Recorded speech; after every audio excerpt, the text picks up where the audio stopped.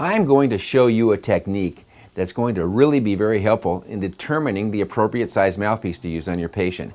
I call it the 2-3 finger technique. Take your 2 fingers and instruct your patient to open as wide as they can. If they can open up 2 fingers of incisal opening, that determines that you're going to utilize a small. If you get 3 fingers of incisal opening, use a medium. Use the medium DV mouthpiece when you're working on lower molars or when you have a high palatal vault. It has a medium-sized bite block, but the tongue protector goes farther down into the floor of the mouth and higher up into the palate. And if you get 4 fingers of incisal opening, use a large. Get a hand mirror, or better yet, stand in front of a larger mirror and practice inserting the Isolite mouthpiece in your mouth.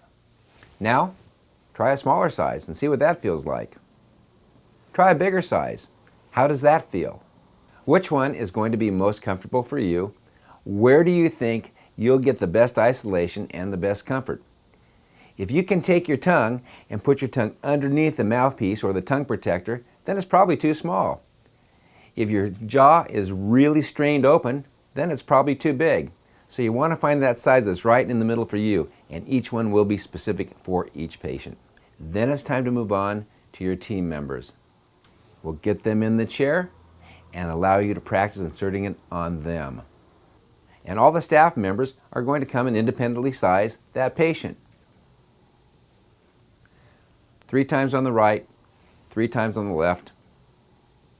Next team member, gloves up, same thing, 3 times on the right, 3 times on the left. You'll find that after 4 or 5 insertions, it's going to be one smooth fluid motion that allows you to insert the mouthpiece in the patient's mouth. With your thumb and index fingers, this is how I want you to hold it for insertion. Remember, this is really soft and flexible.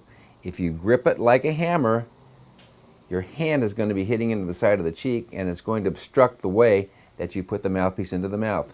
So gently grab it with your thumb and your index finger here and your thumb and your index finger just like this, and then insert this into the cheek over here, not down the throat. By inserting it into the cheek, you'll stay away from those gag sensitive areas and your chances for success will be high. You've gotten 2 thumbs up from your colleagues, you're good to go. Now we're going to introduce this revolutionary technology to your patients. You know, an important thing to do is ask your patient if they'd like to try some of this new high-tech technology. Let them make the choices. Let them touch it. Let them feel it. Let them experience the comfort of the Isolite. I've also found that kids in particular love to see and touch things.